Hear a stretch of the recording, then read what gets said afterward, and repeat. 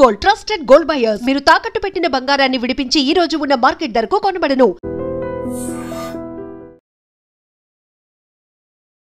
Welcome to IT news. This is Pavan. So present అయితే మనం నవీన్ యాదవ్ గారి ఇంటి దగ్గర ఉన్నాము.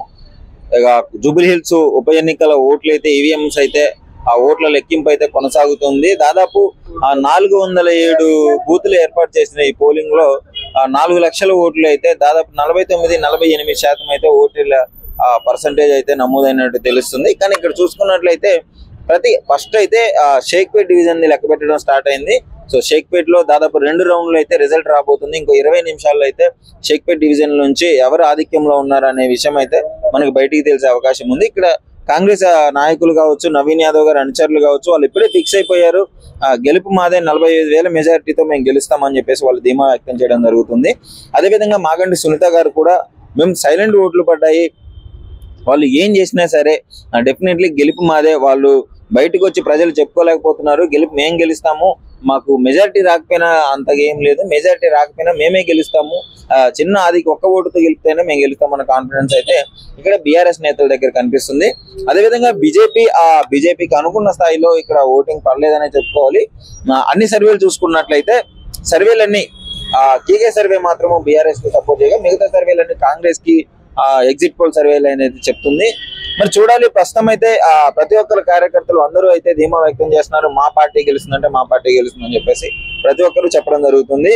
ప్రజెంట్ ఇక్కడ మనం ఇక్కడ నవీన్ యాదవ్ గారు అనుచరులు ఉన్నారు, వాళ్ళని అడిగి కూడా తెలుసుకున్నాము. ప్రజెంట్ మాదే గెలుపు, మేము సెలబ్రేషన్ చేసుకోవడానికి రెడీగా ఉన్నాము అని చెప్తున్నారు. చూడాలి షేక్పేట్ డివిజన్ మరి రిజల్ట్ ఎలా ఉండబోతుంది. జూబ్లీ హిల్స్ ఎన్నికలు అయితే దాదాపు 10 రౌండ్లు అయితే మొత్తం ఈ విషయాన్ని అయితే తెలిసే అవకాశం ఉంది. డివిజన్ కి 2 రౌండ్లు చొప్పున మొత్తం చేసే అవకాశం ఉంది. సో చూడాలి మరి మీరు గెలుపు ఎవరిది అనుకుంటున్నారు, ఎవరు గెలవాలనుకుంటున్నారో డెఫినెట్లీ కామెంట్ రూపంలో తెలియజేయండి. సో ప్రస్తుతం అయితే మనం నవీన్ యాదవ్ గారి ఇంటి దగ్గర ఉన్నాము. సో ఇక్కడ కార్యకర్తలు ఉన్నారు, సపోర్ట్ చేసే వాళ్ళు ఉన్నారు, నవీన్ యాదవ్ గారి మంచి కోరే వ్యక్తులు కూడా ఉన్నారు, అంటే గెలవాలని కోరుకుంటున్నారు. మరి ఎలా అనిపిస్తుంది? కొద్దిసేపట్లో అయితే కౌంటింగ్ స్టార్ట్ అయిపోతుంది. జూబ్లీ హిల్స్ ఉప ఎన్నికల కౌంటింగ్ స్టార్ట్ అయింది. మరి మధ్యాహ్నం 2 గంటల లోపు అయితే రిజల్ట్ ఎవరు అసలు జూబ్లీ హిల్స్ గడ్డ పైన ఏ జెండా ఎగరబోతుంది, బీఆర్ఎస్ కాంగ్రెస్ అనే విషయం అయితే తెలియాల్సి ఉంది. సో బీజేపీకి పర్సెంటేజ్ తక్కువ ఉంది కాబట్టి నేను చెప్పట్లేదు.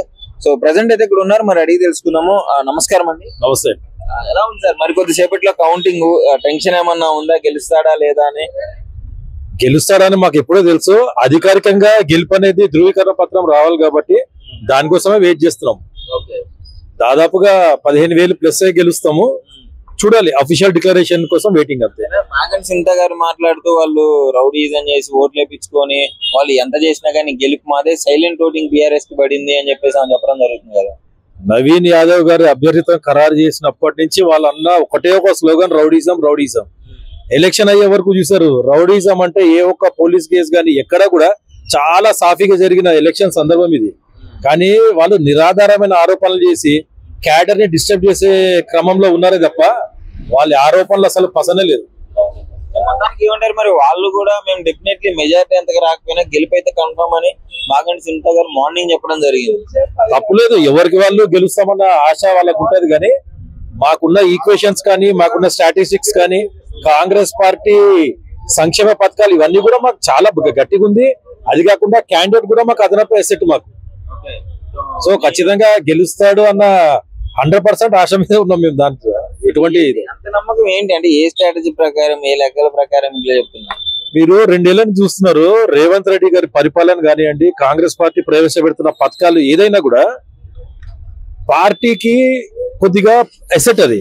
రెండోది క్యాండిడేట్ నవీన్ యాదవ్ గారు అన్న క్యాండిడేట్ కానివ్వండి, చిన్న శ్రీశైలం యాదవ్ గారి ఫ్యామిలీ కూడా చాలా ఉపయోగపడింది ఎలక్షన్స్ లో. సో కాంగ్రెస్ పార్టీకి ఉన్న సపోర్టు, క్యాండిడేట్ కున్న బలము రెండు కలిసి ఖచ్చితంగా పార్టీ గెలిచే సూచనలే కనిపిస్తున్నాయి తప్ప గెలవదు అన్నది మాకు ఎలాంటి ఇది కూడా లేదు. ఓకే, సో ఫుల్ కాన్ఫిడెన్స్ ఉంది. 10% మీరు చెప్పగలరు మీ నవీన్ యాదవ్ గారు గెలవబోతున్నారు? 100 to 200%. అఫీషియల్ గా డిక్లేర్ అయితే సెలబ్రేషన్స్ కోసం వెయిటింగ్ అంతే. ఓకే, సో మీరు చెప్పండి అన్న, ఎలా అనిపిస్తుంది మరి? 100% గెలుస్తాడు. వీఆర్ రెడీ టు సెలబ్రేట్ అంతే. We're just waiting for the result. అదే కాన్ఫిడెన్స్ 100%. సైడ్ కూడా సేమ్ కాన్ఫిడెన్స్ ఉంది కదా? లేదు, వాళ్ళు చెప్పుకుంటున్నారు అంతే, చెప్పుకున్నంత మాట అవ్వరు కదా. ప్లస్ నవీన్ కున్న మంచి పేరు, మంచి వ్యక్తి, మంచి మనస్తత్వం ఉన్న వ్యక్తి, జస్ట్ నవీన్ ఫేస్ వాల్యూతో గెలుస్తాడు. కాంగ్రెస్ పార్టీ ఉంది అనుకోండి, కానీ నవీన్ కున్న క్రేజ్ అలా ఉంది.